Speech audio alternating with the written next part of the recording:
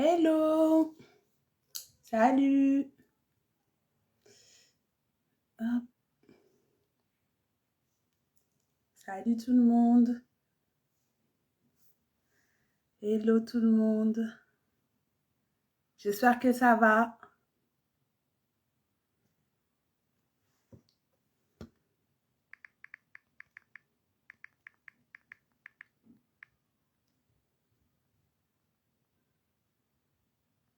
Ah, j'arrive pas à épingler le... Salut tout le monde. Bienvenue. Je voulais épingler le titre, mais ça marche pas. Alors, je sais pas très bien comment je vais faire, mais c'est pas très grave. J'espère que vous allez bien, que vous passez une bonne soirée. Salut.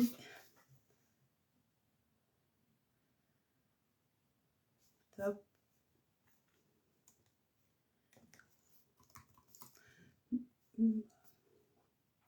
J'attends que Muriel nous rejoigne et que... Ah, je pense qu'elle vient d'arriver. Non, là c'est Sophie qui a dû, je pense, m'envoyer une invite, mais ça ne doit pas être fait exprès. Super. Salut tout le monde. Salut.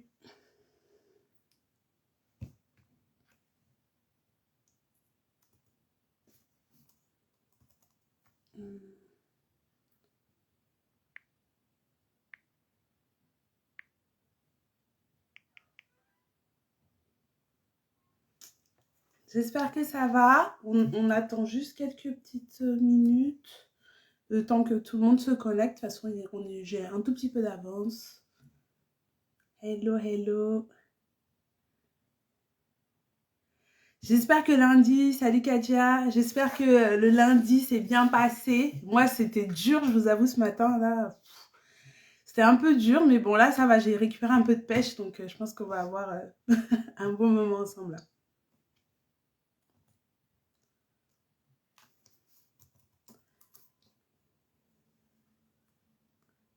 Salut.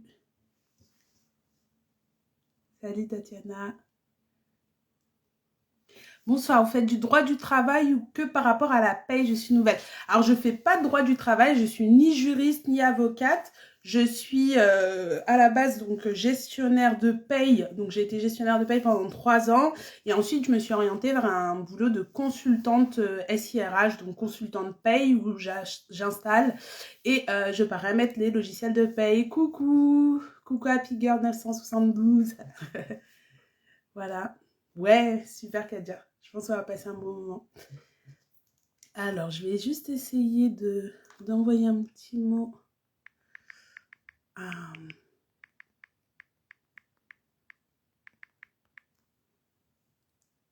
Ça marche.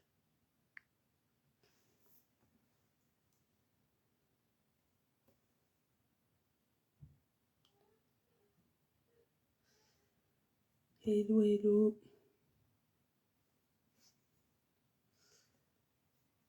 Je t'en prie, Rachida.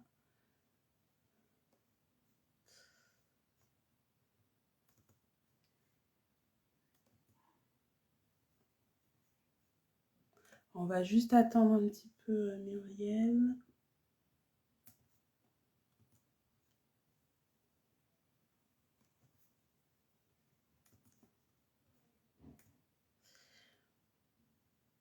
Juste pour vous parler un petit peu quand même du sujet du jour. Aujourd'hui, vous savez normalement que la thématique du mois, merci Kifri, que la thématique du mois, hello Alexandra, c'est au sujet de reprendre le contrôle, prendre le contrôle de sa carrière, vraiment être en contrôle des choses. Et c'est vrai que quand souvent vous m'écrivez ou quand on discute, etc., je me rends compte que des fois, les questions que vous me posez, c'est pas forcément des questions techniques sur comment on fait la paye, comment on va faire les choses, etc., mais plutôt parfois des questions un petit peu plus larges. Et c'est aussi beaucoup une question de mindset. Du coup, c'est pour ça que j'ai voulu inviter Muriel aujourd'hui pour, du coup, parce qu'elle est coach motivatrice et pour qu'elle nous donne un peu de motivation et qu'elle nous donne un petit peu des clés pour débloquer tout ça psychologiquement, ce qu'on a dessus. mais je ne la vois pas pour l'instant, donc je ne sais pas si elle a eu un problème ou pas.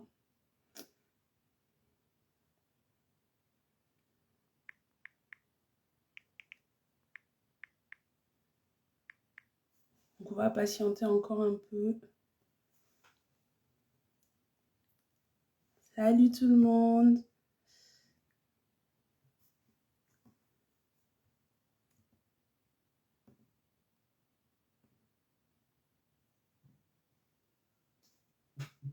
Hello, hello.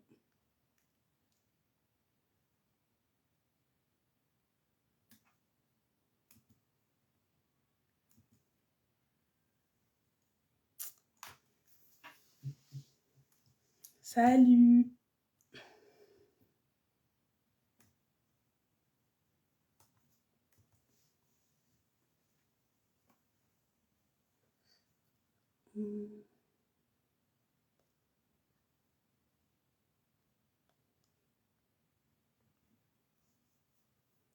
Alors, je viens de lui envoyer un petit message. Je pense qu'elle va nous rejoindre incessamment sous peu.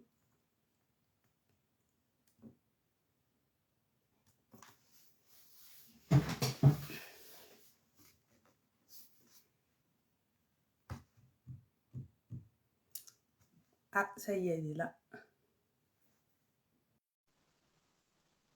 Merci, Maëva. C'est bon, j'ai vu. Je viens de l'ajouter. Elle devrait nous rejoindre quand tu veux. Ah, Hey, super. Hey, salut Muriel, ça ça va? va, mais je te voyais pas connectée. Je me suis dit, qu'est-ce qui se passe? Est-ce que c'est moi? Ah mince, bah si, j'étais connectée, mais du coup, je t'avais pas envoyé de message et du coup, je pense qu'on a eu un petit loupé. On aurait dû se dire quand est-ce que dois t'envoyer un message. Il n'y a pas de souci. J'ai pas encore super l'habitude des lives. Il n'y Bon, a super. Ça aucun va? problème. Oui, comment vas-tu, Awa? Tu vas bien? Ouais, super. Là, je récupère un peu de pêche ce matin. J'étais un peu fatiguée, mais là, je suis contente. En plus, tu vas nous motiver, donc je vais être encore mieux. Yes. Hey, hey, hey. Hey. Bon, alors super, je suis super ravie de t'avoir avec nous aujourd'hui. Et en fait, du coup, je t'ai invitée aujourd'hui parce que j'avais plein de questions. Je suis souvent sollicitée sur des questions paye, carrière, etc. Et ce dont je me suis rendu compte pas mal, c'est que souvent c'est plus une affaire de mindset que réellement de problèmes techniques sur la paye, etc. Donc il y a pas mal de monde qui ont des questions et qui ont surtout envie d'être un peu coachés sur comment on fait des fois pour aller au front, pour aller demander et pour prendre en fait le contrôle et pas subir les décisions des autres. Et du coup, bah écoute, je te laisse te présenter déjà et puis nous dire qui tu es et ce que tu fais sur ton compte. Bien sûr. Alors, tout d'abord, je tenais à te remercier, Awa, pour l'invitation. Je suis ravie de participer à ce live. Donc, pour toutes les personnes qui ne me connaissent pas et qui me découvrent pour la première fois, moi, je m'appelle Muriel. J'ai créé le site C'est tellement mieux et la page Insta C'est tellement mieux. Qui est-ce? Vous allez me dire, encore une coach. Elle va encore nous saouler. Qu'est-ce qu'elle raconte encore celle-là?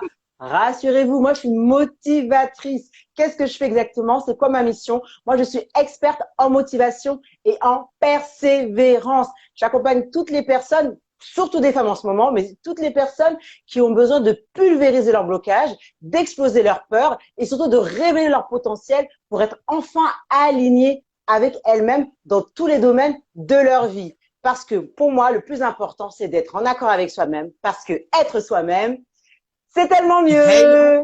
c'est ça. Super. Et alors du coup, bah, première question, Muriel, est-ce que tu es salarié?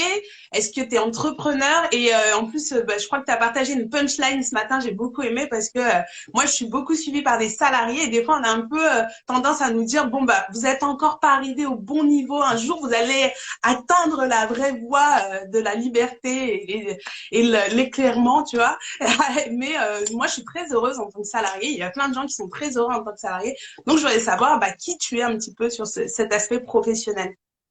Alors moi, je suis salariée à temps plein. Ça fait maintenant 13 ans que je travaille dans une grande multinationale en tant qu'analyste crédit. Et je me suis lancée dans l'entrepreneuriat un peu par hasard parce que j'avais pas du tout prévu d'ouvrir mon entreprise. Mais c'est suite à un échec professionnel que j'ai décidé de créer ma propre opportunité et de créer ma plateforme sous le nom de C'est tellement mieux. Donc c'est comme ça que je me suis lancée dans l'entrepreneuriat concrètement. Donc pour les personnes qui veulent connaître mon parcours et qui connaissent l'échec que j'ai vécu, je vous invite à aller sur mon compte, à vous abonner si vous ne l'avez pas encore fait. Vous avez la vidéo et vous avez également la story, en story à la une, mon échec. C'est ce qui m'a permis de me dire, allez, on y va. Au lieu d'attendre qu'on te donne ta chance, provoque ta chance, tout simplement. C'est ça, prends le contrôle. Et du coup, c'est vraiment une des vidéos qui a fait, en plus que j'ai eu envie de t'inviter parce que justement, c'est quoi vraiment prendre le contrôle? Des fois, on a l'impression que ça veut dire forcément aller se disputer avec quelqu'un ou aller chercher. Et comment on prend le contrôle un petit peu? C'est quoi prendre le contrôle pour toi? Je pense que c'est à partir du moment où on se dit qu'on n'a plus envie de subir. Voilà. À partir du moment où tu te retrouves dans une situation, et peu importe laquelle, hein, ça peut être le fait de subir son couple, subir ses relations amicales, subir sa famille, mais en tout cas dans le cas aujourd'hui qui nous intéresse, subir son travail, son activité salariée. Je pense que à partir du moment qu'on se dit en fait non, je n'ai plus envie de subir, je ne veux plus que les gens m'imposent leur choix, m'imposent leurs directives, m'imposent leur vision. J'ai envie aussi d'imposer la mienne à ma façon. Là, je vais reprendre le pouvoir. Ça veut donc dire que ça va passer par plusieurs étapes, bien évidemment. Souvent, ça va passer par le non, apprendre enfin à dire non. Vous l'entendez beaucoup en ce moment, j'en parle très souvent, mais je vous assure que quand vous commencez à dire non, à vous prioriser ou à savoir à un moment donné dire à certaines personnes, en fait, je ne peux pas, ça ne m'intéresse pas, je ne veux pas, on verra plus tard. Est-ce que tu peux demander à quelqu'un d'autre, s'il te plaît? Juste savoir trouver des objections simples et faciles, et bien là, tu te dis, ah ouais, c'est une victoire. Et pour beaucoup de personnes aujourd'hui, savoir dire non est quelque chose de très compliqué parce que bah, on t'a pas appris, tu sais pas faire, on t'a fait comprendre que pour être accepté, pour être aimé, pour paraître comme quelqu'un de docile, de quelqu'un de bienveillant, le mot qu'on aime tous entendre, mais franchement, même ça donne des boutons parce qu'à force de trop de bienveillance, bah, on s'oublie aussi. Et donc, il faut Ouais. apprendre à dire non et se dire, au bout d'un moment, je vais reprendre le contrôle de mes émotions, de mes pensées et surtout de mes actions. Ouais, super. Ok.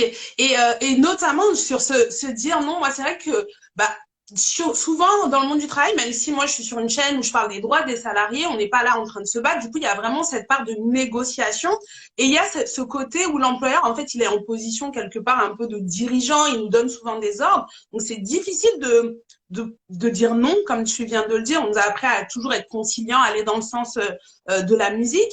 Et comment, est-ce que tu as des petites astuces? Parce que des fois, il y en a qui ont vraiment du mal avec la confrontation. Est-ce que tu as des petites astuces pour aider les personnes qui ont du mal à dire non, tout simplement? Même si des fois, la proposition, parce que des fois, moi, on me dit, bah, mon employeur me propose, mais la façon dont c'est vécu par la personne, cette proposition, ils ont l'impression d'être forcés à partir du moment où c'est une proposition. Alors que pourtant, dans proposition, il y a le fait de pouvoir dire non. Mais c'est vrai que dans le monde du travail, on se demande dans quelle mesure ça va être sans conséquence, quoi, tu vois, pour la suite. En fait, je pense que dès le départ, il faut savoir pourquoi aujourd'hui on travaille, pourquoi on a postulé dans ce métier, pourquoi on a accepté de remplir les tâches, les missions qu'on nous a données. Il faut toujours se dire que quand tu vas au travail, quel est l'objectif? Tu vas au travail pourquoi?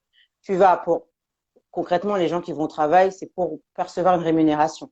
C'est pour prendre de l'expérience, c'est pour peut-être bâtir une carrière. En tout cas, il y a plein de raisons pour lesquelles les gens vont prendre un travail. Mais ce qu'il ne faut pas Mm. oublier, c'est que les personnes que vous avez en face de vous, que ce soit votre N1, votre N+2, votre responsable, ce sont des gens lambda. Ce qui les différencie de vous, c'est juste leur statut, leur position dans la société et le fait que peut-être ils gagnent un peu plus d'argent. Et des fois, c'est même pas toujours le cas. C'est juste que, Ouais. voilà, ils sont au-dessus de vous, mais il n'y a pas trop de différence. Et il faut se dire, ces gens-là, c'est pas Dieu, ce sont pas des rois, ils sont comme toi, ils vont aux toilettes, ils se brossent dans le matin, ils boivent leur café, ils ont des problèmes tout comme toi, mais quand ils arrivent, parfois, très souvent, ils jouent un rôle. On leur a donné une mission, un rôle, ils doivent obéir à ces missions et ils doivent atteindre des objectifs. Donc déjà, il faut se dire ça. Donc, il ne faut pas se Mm. dire, oui, comme c'est ma responsable, c'est mon responsable, je dois tout lui donner sur un plateau d'argent. Non, déjà, est-ce que la personne te respecte, respecte ton travail et te respecte en tant que personne? Est-ce que la personne se comporte avec toi comme un employé lambda? Il faut aussi remettre les choses à leur place. C'est que tu peux pas non plus te comporter comme une béni oui-oui face à une personne qui ne te respecte pas. Voilà, Ouais. c'est ça. Et ensuite, la deuxième chose qu'il faut aussi à savoir, c'est quand, lorsque vous arrivez dans le monde du travail, vous n'êtes pas là pour vous faire des amis. C'est important ce que je dis, hein. Parce que beaucoup de gens vont me dire, ah, mais c'est bien d'avoir un bon environnement de travail, un bon cadre, s'entendre avec les gens. Bien sûr, comme je l'ai déjà répété, c'est très important d'évoluer dans un environnement sain, pas nauséabond, d'avoir une ou deux Ouais, personnes fiables avec lesquelles on peut travailler et que bon, on puisse aller déjeuner tranquillement. Mais le but quand tu vas travailler, c'est pas de te faire des amis. Après, certaines personnes deviendront proches, moins proches. Moi, une de mes meilleures amies, on a bossé ensemble et c'est l'une des seules. Hein. Voilà, ouais, voilà. ouais, ok. Et à partir du moment que dans ta tête c'est clair, tu sais pourquoi tu viens au travail et que tu n'es pas là pour te faire des amis, mais pour fournir le travail et avoir une rémunération à la fin, déjà, les choses vont te paraître claires. C'est-à-dire que par la suite, lorsqu'on va te demander une tâche particulière, une mission et autres, tu seras plus à même de ensuite t'imposer ou de dire ce que tu penses parce que tu sais déjà pourquoi tu viens. Le but, c'est de Hmm. pas dire non à tout, d'être aigri, d'être en colère, d'être désagréable. Non, il faut être Ouais, agréable au travail. C'est-à-dire, ben, là, je sais pas s'il y a des hommes ou des femmes, mais peu importe. Les hommes, souvent, vont être bien habillés, costards, etc. Les femmes, c'est pareil. Elles vont souvent prendre soin d'elles, petite coiffure, petite tenue, voilà. Il faut être agréable à regarder. Il faut être aussi agréable quand tu te parles également. Comme ça, lorsque tu vas venir, on va te demander quelque chose. Si tu peux faire, tu rendras service ou tu le feras parce que ça correspond à tes tâches, à tes missions et c'est indiqué attention. dans ta fiche de poste. En Hmm. revanche, vendredi soir, tu dois partir à 16h30 parce que tu dois attraper un train ou tu as un week-end. Il faut dire à la personne au bout d'un moment, alors écoute, je me serais bien mis sur ce dossier. Malheureusement, je dois partir à 17h30. Est-ce qu'on peut voir ça lundi? Ouais, Ou si c'est ça. vraiment c'est urgent, est-ce que tu peux donner le dossier à quelqu'un d'autre, s'il te plaît? Et il y a une façon de dire les choses. C'est pas en mode Ouais, non mais c'est bon, moi je dois partir à 17h. Non, il y a une façon de parler. ouais, Et quand la ok. personne Donc, va entendre ça, elle va dire ah ok ben écoute très bien, je note, pas de souci. Voilà. ouais. En Donc, fait, oui vas-y.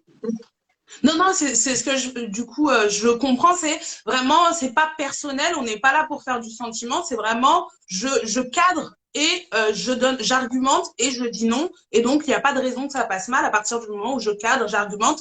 Et faut pas jouer sur cette corde sensible de personnel, pas personnel. On est là pour le boulot, donc je te réponds par rapport au boulot, quoi. Voilà, tout à fait. Et puis surtout, il faut savoir aussi qu'est-ce que tu gagnes au change.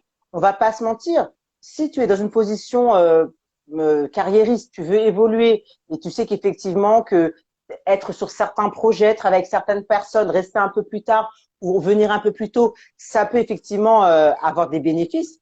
Bien évidemment, il faut le faire, mais il faut toujours Ouais. rester lucide. Je peux te le dire, c'est pas forcément les gens qui restent le plus tard ou le plus tôt qui ont forcément les promotions. Parce qu'il y a beaucoup d'évolutions qui ne se font pas toujours sur le travail, mais qui se jouent plus sur les relations. Quand je parle de Mm. relations, c'est le fait de, tu parles avec les bonnes personnes au bon moment à la machine à café. Tu vas déjeuner Ouais. avec les bonnes personnes. Au moment d'une présentation, c'est toi qui vas faire la présentation.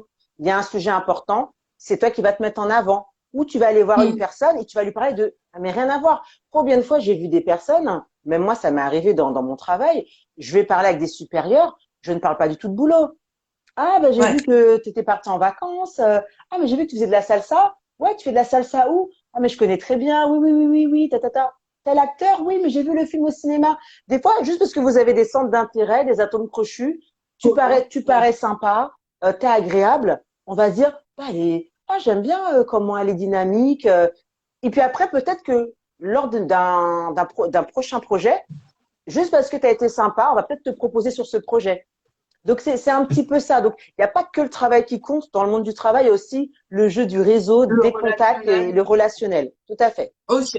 D'accord, super. Et ça, du coup, c'est vrai que j'ai remarqué ça, cette difficulté parfois à dire non, mais il y a aussi cette difficulté à aller demander, à aller. Souvent, on me dit, ça fait 4 ans, j'ai pas d'augmentation. Et quand la première question, je dis, ah ouais, et quand tu te demandes, on te répond quoi? Ah ben, j'ai jamais demandé, tu vois. Et c'est important quand même de prendre le contrôle et d'aller. Bon, bah, on ne fait pas d'entretien. Bah, moi aussi, je vais aller demander un entretien.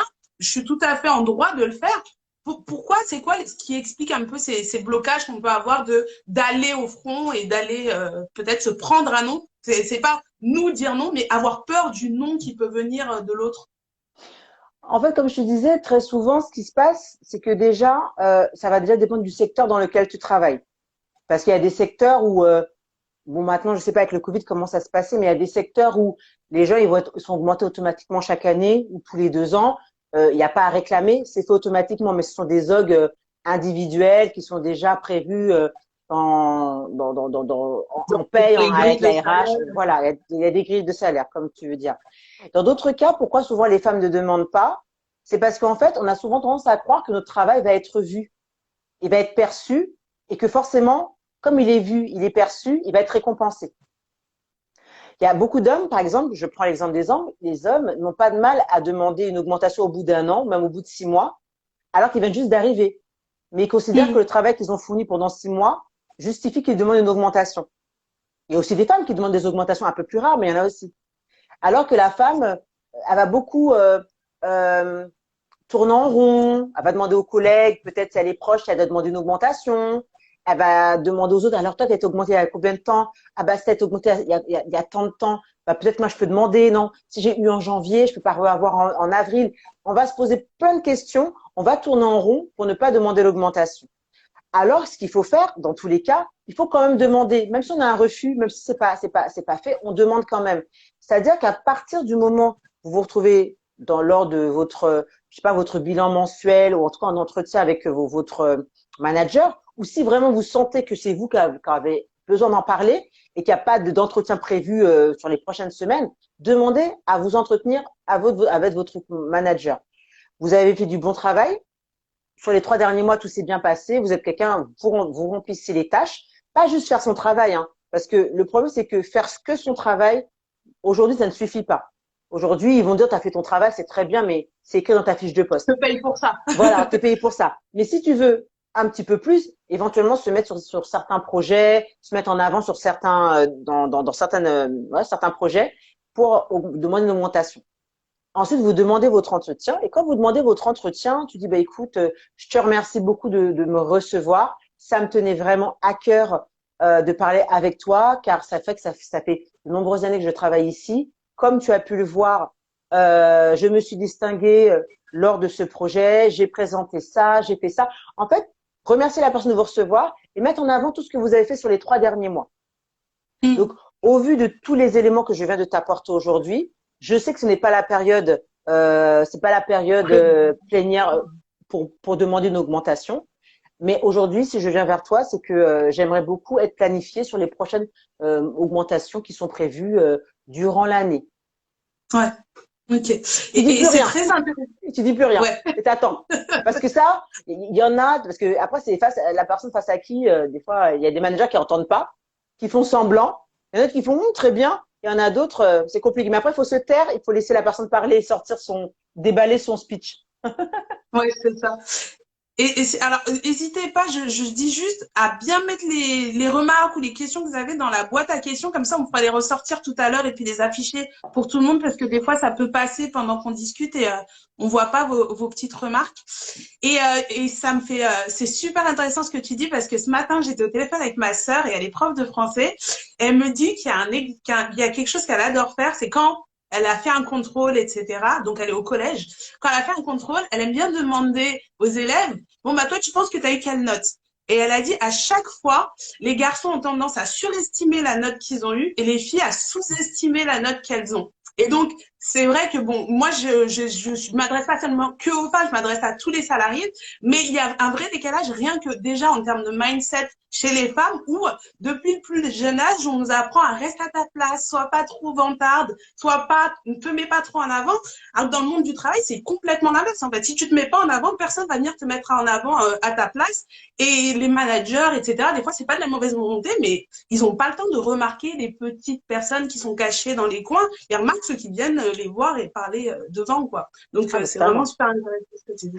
Ah, mais totalement. En plus, surtout, les femmes minimisent souvent leurs compétences, alors que souvent, c'est celles qui font de très longues études. Elles sont souvent plus Oui. compétentes que certains hommes. C'est juste que les hommes, le plus souvent, vont plus au culot, n'ont rien à perdre. Et puis, il y a une compétition aussi masculine qui existe. Les hommes sont très vite en compète les uns avec les autres, alors que les femmes, être une femme carriériste, ambitieuse, dans la compétition, c'est très mal vu. On va vite te dire que tu veux écraser les autres. On va vite te dire, oh, mais celle-là, ça raconte de trop. Elle se la joue. Et je vais dire quelque chose qui va jeter un pavé dans la mare, parce qu'on entend beaucoup ce mot, je l'ai déjà dit, mais il y a cette histoire aussi, on est copines, c'est la sororité, c'est des potes, je te soutiens. Je t'assure que quand il y a une promotion, il n'y a pas de soutien qui compte, il n'y a pas de sororité, c'est chacun pour soi et Dieu pour tous. Donc, si vraiment Ouais. vous sentez que vous avez envie d'une augmentation, vous sentez que vous travaillez, que vous donnez les efforts, mettez-vous en avant, coûte que coûte. Votre travail, tôt ou tard, il va payer. Et surtout, l'employeur ne se rappelle que de ce que tu as fait sur les 3 derniers mois. Donc, pendant les Ouais. 3 derniers mois, fais tout ce que tu as à faire, demande ton augmentation. Si tu l'as, c'est bien. Si tu l'as pas, bah, soit tu changes de boulot, soit tu attends la prochaine vague. Mais dans tous les cas, n'écoutez pas trop ce qui se passe autour de vous, ce que les gens disent, parce que le problème des femmes, c'est qu'elles aiment trop piapiater. Elles donnent beaucoup d'énergie à piapiater, aux rumeurs, aux histoires de bureau, aux trucs à la machine à café, etc. On tourne en rond sur des sujets bancals. Et finalement, qu'est-ce qui se passe? Ben, personne n'avance. Et on se retrouve tous Oui. au même point quelques mois, quelques années plus tard. Donc faites très attention. Vous venez au travail, ok, on est là pour être agréable, mais pourquoi vous venez? Et si vous voulez pas faire carrière, il n'y a aucun souci, mais venez pas vous plaindre après, tout simplement. Ah, et clairement, en plus, c'est vrai que dans le boulot, il y a quand même tout cet aspect très politique des choses. Il y a ce que les gens te disent en face et ce qu'ils vont ensuite dire quand ils sont face à face tout seuls avec le manager, qui peut être complètement différent et qui fait que toi, si tu te bases sur ce qu'ils te disent à toi, bah peut-être que tu vas droit dans le mur. Donc vraiment, penser à soi d'abord, à soi, à sa stratégie, avoir une vision claire de ce qu'on veut, plutôt que de se baser sur les autres. Je Surtout, il suis faut faire très totalement. attention à une chose, c'est que parfois le manager ne te connaît pas réellement. C'est-à-dire que le manager, ce qu'il sait de toi, c'est ce que tu fournis au travail. Et parfois, comment dire, la distinction entre un ou deux collaborateurs qui va avoir une augmentation va se faire sur des petits détails aussi. T'as des managers qui aiment beaucoup les snitch, les gens qui balancent. T'as des managers qui sont beaucoup plus dans le résultat, dans le chiffre. Tu fais tes chiffres, ok. Et très souvent, le manager n'est même pas réellement au courant, ne connaît pas parfaitement ses collaborateurs. Ce qu'il sait d'un collaborateur, c'est souvent ce que les autres sont venus lui rapporter. Mm. Voilà. Et Bien toi, sûr, des fois, exactement. il peut te tester en te disant, oui, j'ai remarqué ça chez toi pour te déstabiliser. Et il veut voir comment tu réagis. Et c'est dans ces moments-là qu'il faut être vraiment préparé quand un collaborateur, et là, j'en ai parlé dernièrement à une coachée, hein, parce que je lui ai dit, voilà, c'est des conseils, des stratégies que je donne vraiment dans le monde du travail. Lorsque vous faites face à un manager, votre N+1 responsable qui vous dit, je te sens désengagé, je te sens moins motivé, je te sens moins impliqué, qu'est-ce qui se passe, qu'est-ce que tu peux me raconter? Faites attention, n'allez pas vous épauler, c'est votre responsable hiérarchique, n'allez pas raconter votre vie. J'ai perdu mon Ouais. chat, ma maman elle est malade. On reste professionnel. Tout de suite, c'est alors, écoute, je suis assez surprise par ce que tu viens de me dire, parce que jusqu'à présent, j'ai le sentiment quand même de remplir mes tâches.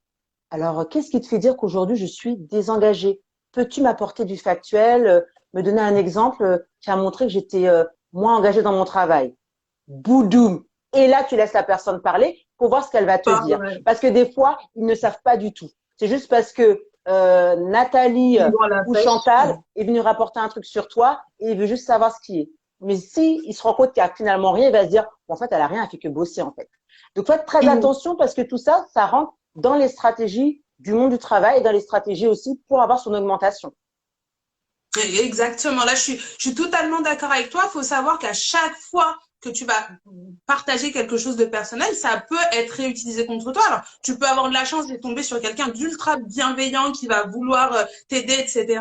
Et tu peux tomber sur quelqu'un qui va malheureusement utiliser ça contre toi. Et j'avais un collègue notamment, je me souviens, qui avait acheté sa maison et qui voulait le dire à personne au bureau parce qu'il disait que son ancien manager lui avait dit, mais moi je suis trop content quand les salariés achètent parce que je sais qu'ils vont pas, ils vont partir beaucoup moins facilement et changer beaucoup moins facilement de boulot en sachant qu'il y a une traite qui tombe tous les mois, alors que quand ils sont locataires, bon, c'est peut-être un peu plus cool. Bon, je sais pas si tous les managers pensent comme ça, mais même une bonne nouvelle comme ça peut, des fois, chez certains managers, c'est bien, ah là, je peux y aller un peu plus fort, il partira pas, quoi. Ouais, il y a aussi le cas inverse que j'ai connu. Ça est arrivé à une ancienne collègue. Elle souhaitait une augmentation.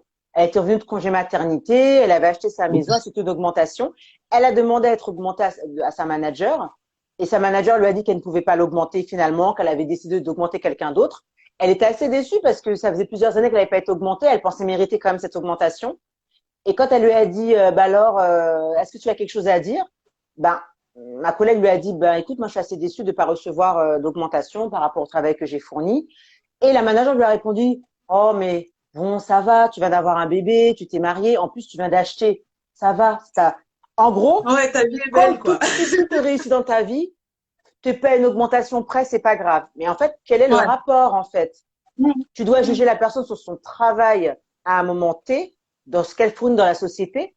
Mais j'ai envie de te dire, encore heureux que, oui, elle est mariée, elle a un enfant qu'elle a acheté, mais elle a quand même le droit. Mais c'est pas, ça n'a rien à voir. Donc, il y a des fois aussi des managers qui sortent aussi des excuses bidons en mode, dis que tu t'es pas battu pour moi, tu ne souhaitais pas m'augmenter, mais me balance pas des histoires. Comme j'ai acheté, t'as pas besoin d'augmentation. Ça n'a rien à voir. Oui, exactement. Donc, quand vous choisissez d'aller dans le terrain personnel avec les membres de l'entreprise, faites très attention parce que ça peut parfois être un peu une piste glissante. Donc, faites vraiment super gaffe. Et alors du coup, Muriel, là, moi, c'est super intéressant parce qu'on en a parlé dès le début. Tu as parlé de ton échec professionnel et souvent aussi, les personnes à qui je parle, ce qui leur fait le plus peur de demander, c'est si je demande cette promotion et qu'au final j'y arrive pas, tu vois. Si ça marche pas, si finalement j'échoue. Et donc cette peur de l'échec, elle va être très bloquante chez beaucoup de monde de se dire ouais, mais là, tu vois, on m'augmente et quelque part, je vais demander une augmentation, j'ai intérêt à pas me louper derrière, quoi. C'est un peu toute cette peur qui peut être aussi assez paralysante. En fait, je pense, comme je l'avais dit dans un de mes posts, euh, si tu as peur de si tu as peur de perdre, tu ne pourras jamais gagner. C'est-à-dire que au bout d'un moment, il faut prendre des risques. Quand tu demandes quelque chose, tu n'es jamais sûr de l'avoir en fait. Tu peux l'exiger par tous les côtés, tirer les cheveux de la personne, faire des crasses. Tu ne sauras jamais si tu vas l'obtenir. Mais tu es obligé de Mm. tenter. Moi, aujourd'hui, je n'ai pas de regrets par rapport à cet échec, à ce que j'ai vécu, parce que je sais que j'ai tenté. J'ai donné le maximum, j'ai fait ce que j'avais à faire. Je me suis peut-être loupé sur certaines choses, j'ai peut-être commis des erreurs, sûrement. Je me suis remise en question là-dessus, il n'y a pas de sujet. Mais j'ai pas de regrets. Parce que si je n'avais pas connu cet échec, je ne serais pas là où j'en suis aujourd'hui. Tu vois? Mm. Alors aujourd'hui, j'ai plus appris sur moi-même, sur l'entrepreneuriat et j'ai plus rencontré de monde en 2 ans depuis mon échec professionnel. Parce que dans mon échec Mm. professionnel, j'étais dans le salariat, j'y suis toujours, mais j'étais formatée, j'étais conditionnée, j'étais omnubilée par ce poste. Je ne pensais qu'à ça et toute ma vie tournait autour de ça. Je me disais que je devais rentrer dans les clous, je devais faire ça, je devais faire ça, je devais montrer, montrer, prouver, prouver, prouver, prouver, prouver. À la fin, il ne Mm. s'est rien passé. J'ai comme retenté, ça n'a pas refonctionné. À un moment donné, il faut arrêter de souffrir. C'est-à-dire que Ouais. euh, si ça ne te convient pas, si le chemin où tu vas est trop graveleux, prenons un autre chemin. Il n'y a pas qu'un seul chemin qui existe dans notre vie. On a le droit de prendre différents chemins et différents chemins peuvent nous emmener quand même au même point. Mais surtout, il faut être en accord avec ça même, se demander pourquoi. Et c'est ça qui s'était passé. C'est que moi, j'avais un pourquoi, mais mon pourquoi, il était un peu bancal. C'était en mode, Ouais. oui, je sais que je veux ce poste parce que je sais que quand j'aurai ce poste, j'aurai plus d'opportunités, ça. Mais avec le recul, je me suis dit, mais en fait, ce poste, même, même quand j'aurais obtenu mon poste de manager et tout, est-ce que je serais vraiment épanouie? Quand je l'aurais obtenu, est-ce que je vais pas me faire chier finalement? À avoir Ouais. tant attendu, est-ce que je serais vraiment, ok, j'aurai le poste, ok, j'aurai peut-être le statut. Il faut savoir qu'en plus, en obtenant le poste, avant d'être validé au poste de manager, j'avais à peu près 18 mois, 6 à 18 mois pour être validé. Tu vois? Donc un truc D'accord. super long, alors tu as galéré pour l'obtenir, tu vois. Et donc là, c'est là que tu te dis, finalement, est-ce que ça vaut vraiment le coup? Tu vois? Parce que, comme je le dis très souvent, quand on est dans un poste, dans une mission, on est on étouffe nos compétences. J'aurais dû répondre à une fiche de poste, j'aurais dû faire descendre des informations descendantes, je n'aurais pas eu autant de marge de manœuvre parce que j'ai une société qui compte sur moi, il y a des directives et je dois les imposer à mes collaborateurs. Mm. L'avantage quand j'ai créé ma propre opportunité avec C'est tellement mieux, c'est que c'était moi qui était à la direction du bateau en fait. Mm. Tu vois, c'est moi qui maniais le volant. Si je veux aller à gauche ou à droite, c'est moi qui décide. Ce que je veux dire, c'est que au bout d'un moment, pour toutes les personnes qui se disent, j'ai peur d'échouer, j'ai peur de me vautrer, j'ai peur que ça fonctionne pas. Ouais, mais si tu ne tentes pas, tu ne sauras pas. Il Ouais. faut y aller. Et au lieu de dire j'ai peur, je l'ai déjà dit hier, dites plutôt je vais avoir le courage de faire. J'ai peur de demander une augmentation. Je vais prendre mon courage pour demander une augmentation. J'ai peur de Mm. tomber. Je vais prendre mon courage et je ne vais pas tomber. Au lieu de dire j'ai peur, dire allez, je prends de mon courage et je vais y aller quand même. Et même si tu te Ouais. trompes, c'est pas grave. Tu vas rebondir, il y aura d'autres opportunités. Et moi, franchement, en 2 ans, quand j'ai toutes les opportunités, j'ai découvert le web marketing, le community management, m'occuper d'un site internet. J'ai fait mon premier meet-up il y a 15 jours de ça. J'ai rencontré des personnes incroyables. J'ai plus appris sur moi que ce que j'aurais appris si j'avais gardé mon poste. Donc franchement, Ouais. j'ai grandi. Donc ne vous limitez pas réellement, ne laissez pas vos compétences s'étouffer dans votre job. Surtout si vous voyez qu'il n'y a pas de. Après, tous les jobs ne se valent pas non plus. Il y a des jobs voilà, c'est tout le temps nouveau, on fait plein de trucs différents. Mais si vous sentez à un Ouais. moment donné que vous pouvez avoir plus, allez chercher le plus, n'attendez pas qu'on vous le donne. Mais à ce moment-là, il faudra Mm. prendre des risques, il faudra se lever de sa chaise, se lever devant Netflix, arrêter de chialer et attendre qu'on vous donne votre chance. Parce que je vous assure, les gens on ne vous donne rien ici-bas. Si vous n'allez pas le chercher, vous n'avez rien du tout. Ouais, je suis totalement d'accord avec toi. Et souvent, bah, justement, les gens qui opposent salariat, entrepreneuriat, ils ont dans la tête comme si le salariat, c'était la sécurité absolue où on reste assis et on attend. Et l'entrepreneuriat, c'est là où je vais prendre des risques, je vais choisir, je vais décider. Mais en fait, qui dit qu'il faut séparer les choses comme ça? Je peux être salarié, adorer être salarié et par contre prendre en main ma carrière, aller choisir les choses, aller choisir dans quelle direction je vais mener ma carrière. Et nécessairement, un salarié, ça doit prendre des risques s'il veut évoluer, quoi. Enfin, un salarié qui reste assis à attendre, c'est comme un entrepreneur qui reste assis à attendre. Tu vas t'ennuyer, tu vas pas être bien, en fait. Tu vas pas t'épanouir. Tout à fait. Ben, c'est surtout que ces derniers temps, j'entends beaucoup le discours. Il y a des entrepreneurs qui sont maintenant confrontés au burn-out, qui sont fatigués, qui savent pas quoi faire, qui savent pas par où commencer. Parce que certains ont pensé que c'était l'Eldorado. Et il y en a qui pensent que c'est facile. Alors que l'entrepreneuriat, peu importe le domaine, c'est dur d'aller trouver de la clientèle. C'est dur de trouver du monde qui a envie de te payer tes coachings, tes formations, tes produits. C'est du travail omnibulant. Et quand tu es toute seule, bah, tu dois gérer des fois le SAV, ton site internet, ta communication, tu dois être sur les réseaux, c'est compliqué. Donc l'entrepreneuriat, c'est un voyage, c'est un chemin, mais qui n'est pas fait pour tout le monde, comme j'en parlais récemment.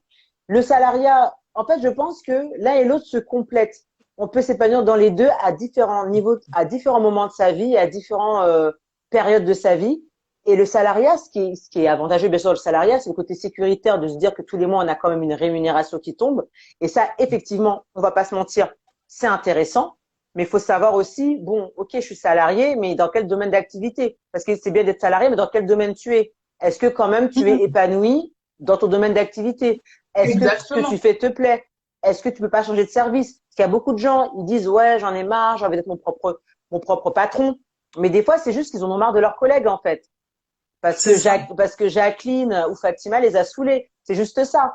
Donc, au bout d'un moment, non, peut-être que tu dois juste faire une reconversion, peut-être juste changer d'entreprise, quitter ta multinationale pour aller dans une PMI, PME, puis voilà, basta. Je pense qu'il n'y a pas Ouais. d'Eldorado. Je pense qu'il faut être prêt à bosser. Et même dans le salariat, on peut faire de très belles carrières.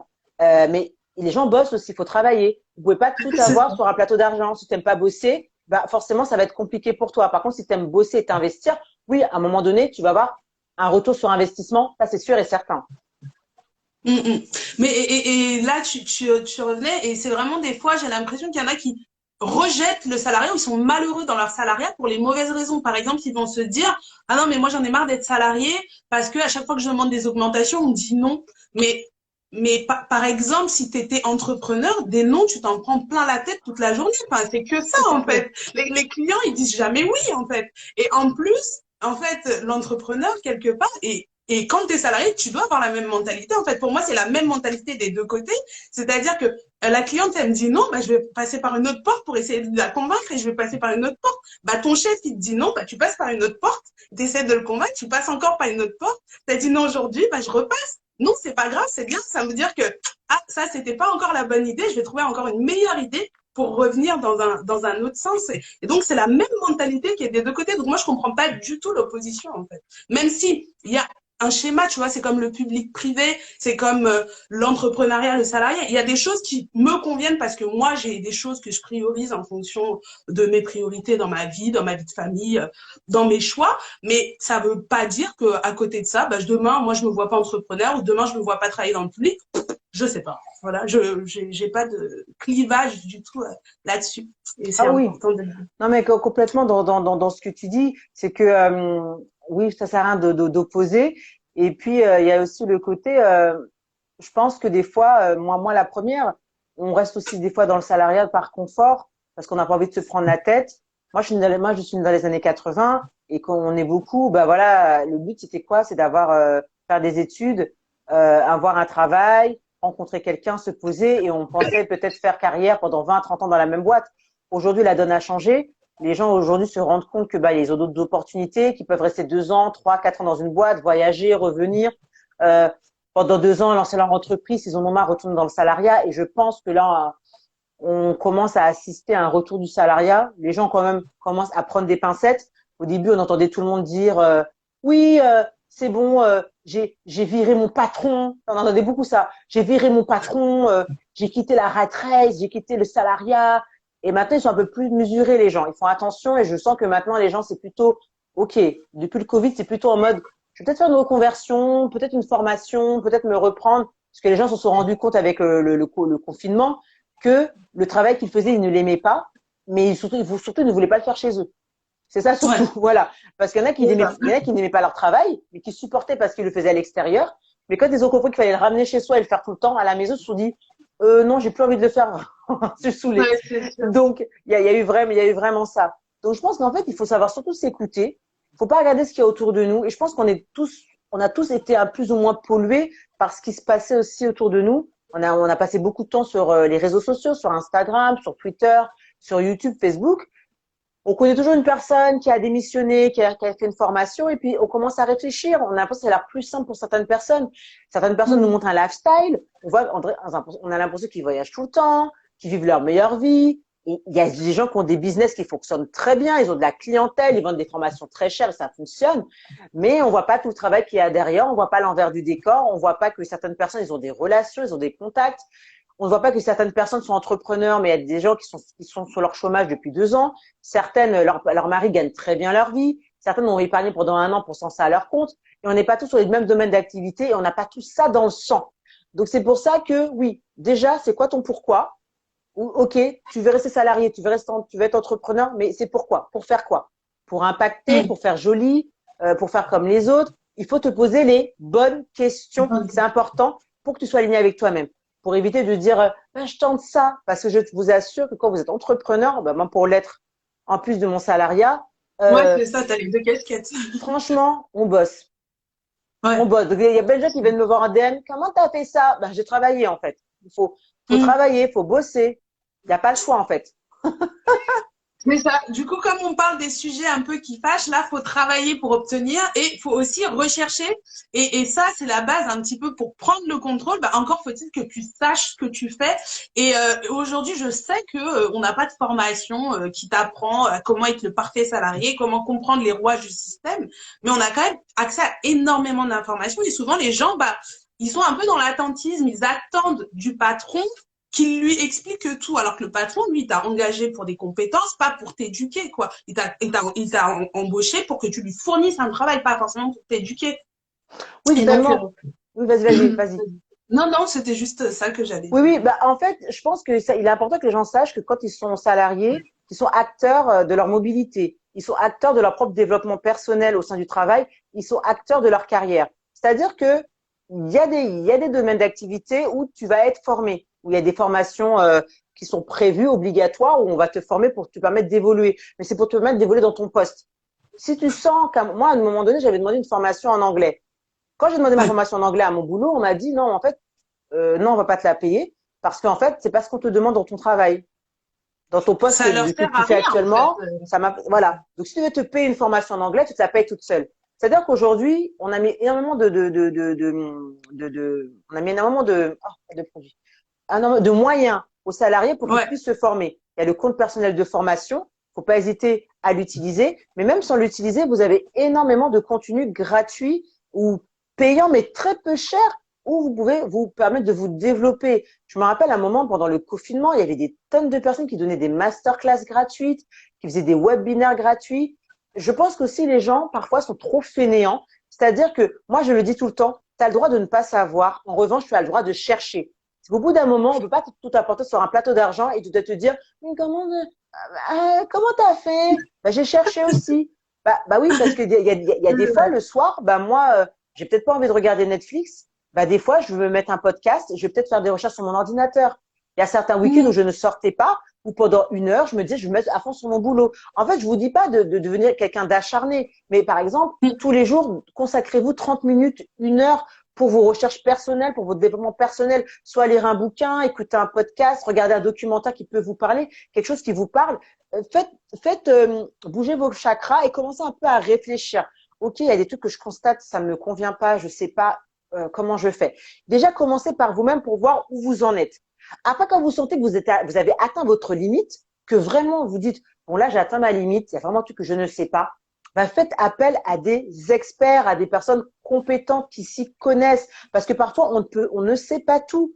Et c'est pas grave de pas tout savoir. Une personne de 20 ans, de 30, 40 ans, on n'a pas toutes les mêmes expériences de vie, les mêmes carrières. Il y a des choses qu'on ne sait pas. Donc, ne pas hésiter à être accompagné. Il y a des consultants, il y a des formateurs, il y a des coachs, il y a des motivateurs, motivatrices comme moi. On peut vous accompagner parce qu'on a une expertise dans certains domaines qui peut vous faire gagner du temps. Et aujourd'hui, le temps, c'est de l'argent. Donc, au lieu de perdre 6 mois, 1 an à te dire oh non, je vais pas payer pour ça, je vais me débrouiller. Prends ton coaching, tu me paies, tu rémunères, et je t'ai peut-être fait gagner 6 mois ou 1 an. Au lieu de rester là à bugger, à savoir qu'est-ce que je fais. Et je dis pas ça pour vous vendre quoi que ce soit. C'est que moi-même, j'ai testé. J'ai eu des périodes où effectivement, j'avais besoin de réponses. Ben, j'ai fait appel à des coachs. J'ai une coach. J'ai fait appel à elle parce que j'étais dans le flou. Et j'avais besoin de réponses tout de suite. Je voulais gagner du temps. Donc, il faut que les gens se disent à un moment donné, vous devez aussi reprendre les rênes, le contrôle de votre vie, mais vous prendre en main. On ne pourra pas tout vous donner. Il y a un moment donné, ce sera à vous d'aller chercher les infos. Ça sera à vous de passer ce coup de fil, d'envoyer le mail, d'écrire, de vous lever tôt. Faudra vous bouger. Et puis quand c'est trop dur, on essaie de faire aider. C'est le meilleur moyen de gagner du temps et d'avoir des résultats. Tout à fait. Et surtout que il y en a beaucoup, en tout cas moi à mon sens, qui vont penser que l'employeur va les former, va les accompagner, ce qui est totalement vrai. Mais l'employeur, il va te former, t'accompagner dans la poursuite de ses intérêts. C'est-à-dire que lui, il veut que sa boîte, elle grossisse, il veut que son chiffre d'affaires, il explose. Donc, si tu es commercial, bah, il va te former en technique de vente pour que tu vendes encore mieux. Par contre, si tu es commercial et que toi, demain, tu as envie d'ouvrir une maison d'hôte à la campagne et t'occuper de fleurs, il va pas t'offrir une formation de fleuriste. Donc, si toi, tu as envie d'une formation de fleuriste, c'est à toi d'aller chercher de ton côté ces choses-là. Donc, utiliser les dispositifs à ta disposition.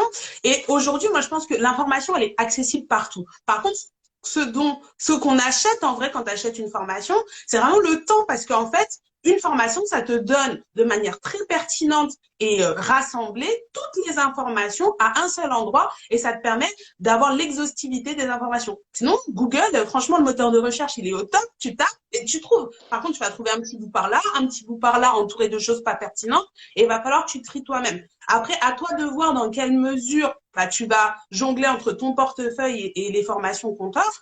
Mais c'est vrai que c'est intéressant d'aller faire ces recherches-là. C'est super intéressant. Et il y a plein de choses gratuites. Et il faut pas croire qu'on se forme uniquement pour son patron. Il faut se former pour soi avant tout, quoi. Ah, c'est très important de ne jamais s'oublier. Une carrière, ça se construit sur le temps. Ce que tu as appris dans un domaine, tu peux apprendre autre chose dans 5 ans après. On n'est pas figé, on peut faire plusieurs métiers, on peut faire plusieurs choses. Donc, non, vraiment, il faut se former même pour soi. Vous pouvez découvrir tellement de choses et vous pouvez même découvrir des passions, des activités, un intérêt pour des domaines que vous n'auriez même pas soupçonné en fait. Donc, franchement, non, ne vous laissez pas dormir. Franchement, bougez-vous. Ouais, tout à fait. Ok. Alors, je vais juste regarder là, il y avait eu une petite remarque de VP Christina qui dit j'ai Oui. fait le choix d'être en congé parental, sauf que je suis revenue depuis 2 ans, que j'ai bossé 5 fois plus et que je n'ai rien eu. Qu'est-ce que tu as envie de lui répondre? Est-ce qu'elle a demandé? Si tu es là, Christina, dis-nous, est-ce que tu as demandé quelque chose? Parce que c'est vrai que bosser 2 ans, c'est long, 2 ans. Donc, rien obtenir. Après, même si on bosse plus, c'est compliqué. Parce que congé parental, donc soit elle a eu l'ancienne version qui était de 3 ans, soit elle a eu la nouvelle version qui est de 18 mois.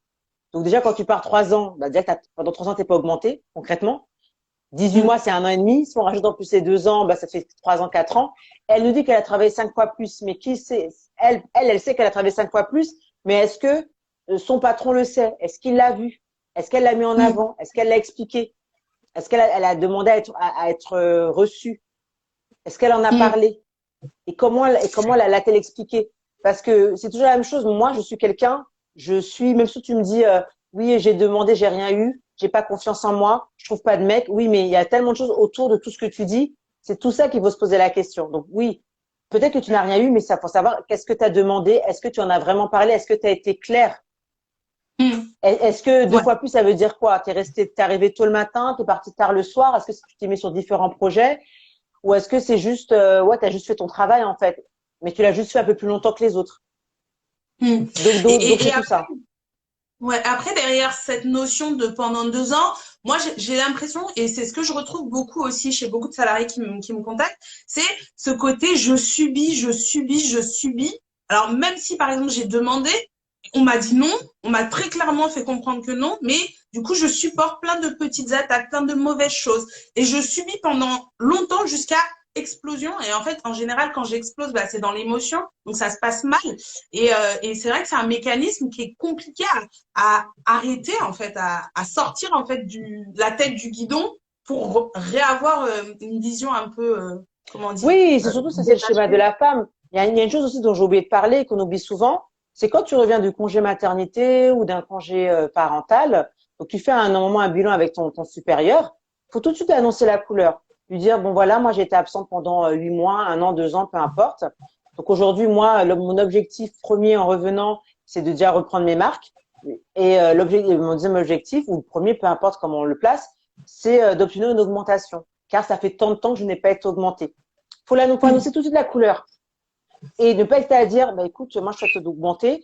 Est-ce que tu sais éventuellement sur quel projet je pourrais m'affecter? Est-ce qu'il y a des projets actuellement, des sujets sur lesquels tu voudrais avancer, améliorer, et sur lesquels je pourrais me positionner? Comme ça, Mm. déjà, la personne, elle sait tout de suite. Elle sait que tu es revenu, elle sait pourquoi tu es revenu, elle sait que tu veux d'augmentation et en plus, tu es force de proposition. Comme ça, si demain, elle te met sur un projet et que ce projet-là, bah, finalement, tu te mets à fond, tu te mets bien, tu pourras après dire, bon, bah voilà, j'ai travaillé sur ce projet comme convenu, on a eu de bons retours, ça a été apprécié. Alors aujourd'hui, tu te souviens, lorsqu'on s'était parlé à mon retour, je t'avais parlé du fait que je souhaitais être augmentée. Aujourd'hui, c'est un sujet qui reste toujours d'actualité. Je souhaite être mis sur les prochaines propositions d'augmentation. En fait, il faut savoir Mm. être cohérent. Tout est une question de stratégie et d'organisation. La personne, tu lui as pas menti. Tu lui as dit, tu veux ça? Ok, qu'est-ce que je dois faire? Je l'ai fait. Maintenant, je veux, en fait. Et Ouais, logiquement, si tu as c'est ça. bien suivi le schéma, on peut pas te refuser ton augmentation. Mais Mm. si c'est Ouais, arrivé faut là vraiment comme ça, être. t'as rien dit, t'as juste dit, ben, je fais mon travail, il va le voir. On en a rien à cirer, en fait. Ouais, vraiment être stratégique et penser en fait long terme parce que du coup, c'est pas après coup, mais avoir déjà anticipé ce qui va arriver à la suite. Tout à fait, c'est ça. Tout à fait. Bon, on n'a Mm. pas répondu, du coup. Elle était plus Ouais, je là. sais pas si elle est encore là, ouais. Alors, Ouais. je vais commencer à regarder les questions. Là, j'ai une question. J'aimerais faire une formation en gestionnaire de paye. Je suis standardiste et j'ai peur de me lancer par peur de ne pas trouver de poste. Je fais la fin parce que c'est un peu coupé. Par peur de ne pas trouver de poste. Alors moi déjà, ce que je peux Est-ce dire, pour avoir pas mal de contacts en gestionnaire de paye, t'inquiète pas, les gestionnaires de tu vas pas paye, tu vas trouver. c'est ça. Je Tu vas trouver. valide. Je suis en valide. Il manque pas de poste en gestionnaire de paye. Tu vas crouler plutôt sous le boulot que de pas en avoir assez, je pense. Tu trouveras. Faut juste que tu fasses la bonne formation de gestionnaire de paye et tu vas trouver. On en recrute tout le temps en intérim, en CDD, en CDI, parce que c'est une branche de RH qui fait pas forcément rêver à la base.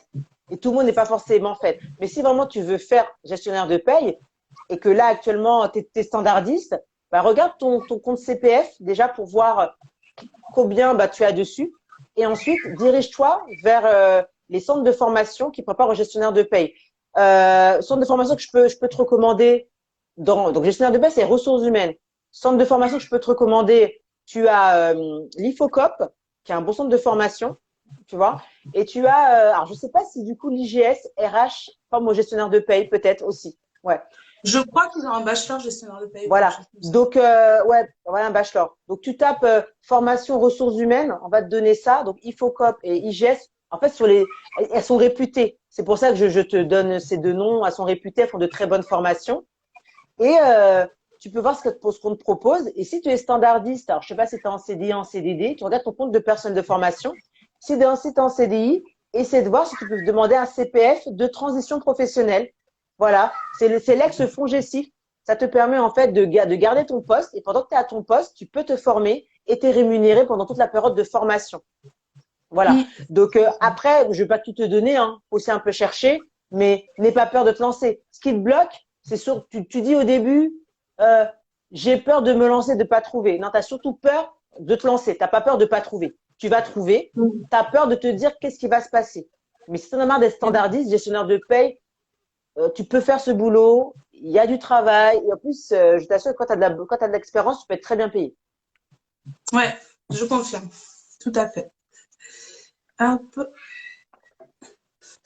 Alors, quelle est la différence entre un contrat CDD, intérim et vacation, s'il vous plaît? Je vais répondre. Je Vas-y. vois, elle a fait les grands yeux comme ça.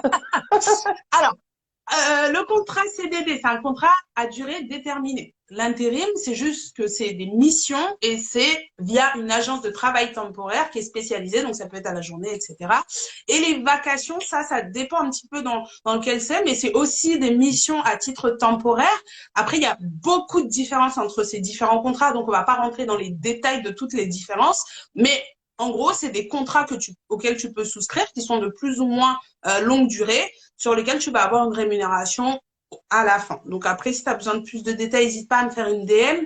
Mais dans tous les cas, il n'y a pas de grosse différence en termes de quand tu vas bosser, bah, tu bosses hein, et tu es sous contrat en tout cas. Voilà, voilà. Et je sais plus ce que je voulais dire. Il y a un truc que tu as dit qui m'a interpellée. Mais oui, c'était vraiment quand tu as dit être acteur en fait du changement et acteur des choses. Et c'est compliqué des fois d'être dans l'action. Mais en fait, pour être dans l'action, faut avoir la connaissance et il faut être en fait dans une démarche et il faut avoir une vision. Donc tout ça en fait se regroupe et il y a quand même un travail d'introspection à faire et c'est là que je trouve que c'est intéressant d'avoir une coach motivatrice parce que là, on va peut-être faire à plat et généralement, en fait, tout ça va pas sans quelque part tout ce qu'il y a autour dans ta vie privée et pas uniquement, en fait, le boulot en tant que tel puisque tu peux pas le détacher du reste. En fait, ce qu'il faut faire, il faut s'engager avec soi-même. C'est-à-dire qu'au bout d'un moment, tu dois passer un contrat avec toi-même. Il faut que tu t'engages.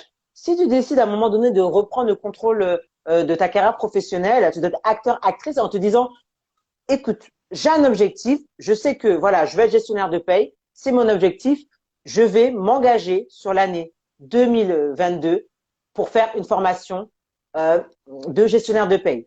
Pour ça, qu'est-ce que je dois mettre en place? On prend son cahier, on prend son bloc-notes.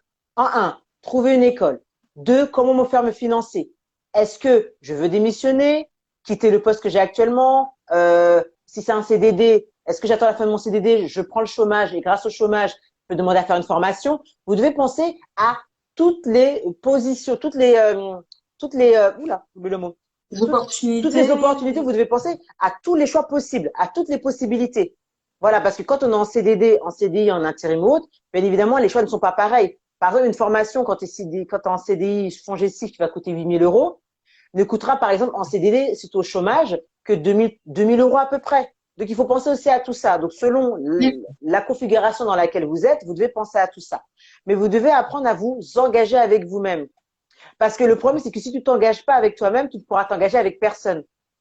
Si déjà, Ok. si déjà tu es face à toi-même, tu dis, bon, voilà, je me suis engagé à faire ça. Demain, si on te propose de t'engager sur tel ou tel sujet ou tel projet, tu sauras dire oui ou tu sauras dire non. Mais si déjà tu ne sais même pas te dire oui à toi-même, te dire, ben voilà, je suis capable de reprendre une formation, je suis capable d'aller en cours, je suis capable de faire un stage alors que j'ai 40 ans, bah, tu vas pas faire grand-chose en fait. Donc la peur, elle sera toujours là. Comment dire, les risques sont toujours là, mais il n'y a que l'action qui donne des résultats. Parce que moi, je dis toujours, je suis motivatrice, mais c'est pas ta motivation qui va te permettre d'obtenir des choses, hein. C'est ton action. La motivation, elle ne sert à rien sans action. Oh, moi, je peux vous motiver tous les jours. Moi, je sais qu'il y a des gens qui me suivent depuis longtemps. Des fois, ils me posent des questions. Je me dis, mais toi, t'es sérieuse ou pas? Parce que, parce que, parce qu'ils se sont jamais bougé les fesses. Donc, au-delà de dire aux gens, oui, bouge-toi, lève-toi, etc., et ça a l'air facile à dire comme ça, il faut se faire violence, se dire, bon, allez, j'y vais, je passe un coup de fil, je vais envoyer un mail, je vais prendre un rendez-vous et autres. C'est pas évident, surtout quand on n'a pas l'habitude. Mais pour avoir une transformation dans sa vie, pour que les choses avancent, pour améliorer ses conditions de vie, il faut passer à l'action et commencer avec les Ouais, moyens que vous avez. Vous ne saurez jamais tout au début. Et des fois, tu sais pas, hein, tu es un peu perdu, mais plus tu vas chercher, plus tu vas trouver. ouais, c'est C'est sûr. comme tout, c'est comme tout. Donc, ne soyez pas passif, ne restez pas dans la passivité. En restant dans la passivité, je vous assure, il ne se passera jamais rien. Et je peux vous le dire, si vous ne voulez pas écouter les conseils qu'on vous donne aujourd'hui, moi, dans 5 ans, je vous retrouve dans le même pétrin.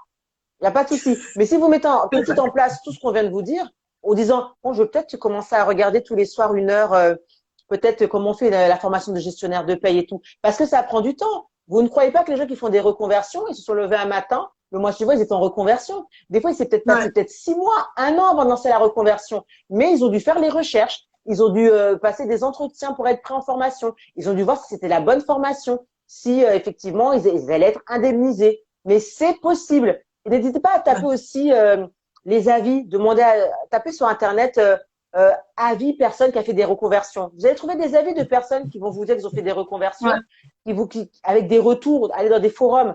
Parce que des fois, on a besoin d'expérience aussi, de s'inspirer. D'inspiration ouais, d'autres personnes, tout à fait, Voilà. qui nous montrent en fait que c'est possible, que moi, ce que j'adore, c'est vraiment des gens dans lesquels je peux me reconnaître, qui ont fait un parcours incroyable. Je me dis, mais en fait, si lui, il l'a fait, il avait rien de plus que moi, bah, je peux le faire aussi, il n'y a pas de raison.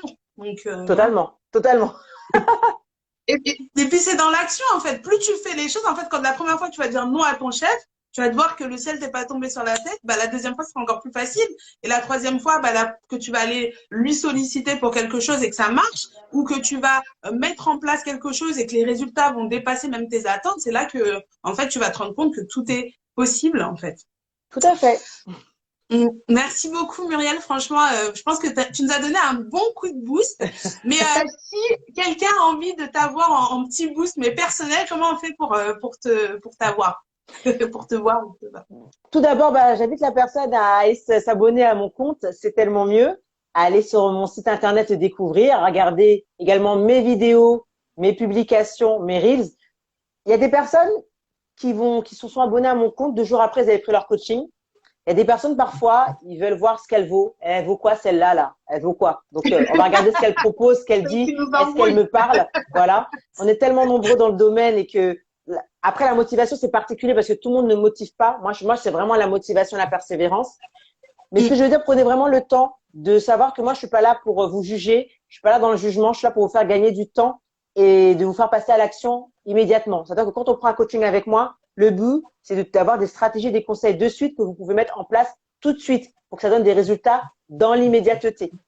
Donc aujourd'hui, si aujourd'hui vous êtes dans une situation dans laquelle vous avez l'impression que vous êtes bloqué, que ça n'avance pas, que ce soit personnel, professionnel, relationnel et autres, n'hésitez pas à réserver avec moi sur mon site internet, directement en réservation, la lien est dans ma description. Allez relire les avis de toutes les personnes que j'ai accompagnées depuis le début. J'ai accompagné maintenant plus d'une quarantaine de personnes en plus d'1 an et demi. Et faites-vous votre avis surtout. C'est très important parce que la démarche du coaching, c'est pas juste je prends un coaching et puis voilà, basta. Vous avez un investissement à faire. C'est un investissement à faire sur vous-même également. Donc prenez votre temps, prenez le bien, ou sinon passez à l'action tout de suite si vous êtes sûr que c'est elle, j'aime trop comment elle est, je la kiffe. Allez tout de suite, réservez. Et puis après ensuite, ne doutez plus en tout cas, ne doutez plus. Et parce que mon job c'est ça, ma mission c'est ça, c'est de faire exploser vos blocages, exploser vos peurs, passer à l'action, reprendre le contrôle de vous-même, de vos pensées, de vos émotions et surtout vous faire passer à l'action pour que vous puissiez devenir enfin vous-même. Car comme vous le savez, être soi-même, c'est tellement C'est tellement. mieux. Merci beaucoup, Muriel. Merci à Merci à tous toi. d'avoir assisté à ce live. J'espère que ça vous a plu. J'espère que ça vous a appris des choses. En tout cas, ça vous a motivé à passer à l'action et à prendre vraiment le contrôle de votre carrière. Ouais, c'est ça exactement, Muriel.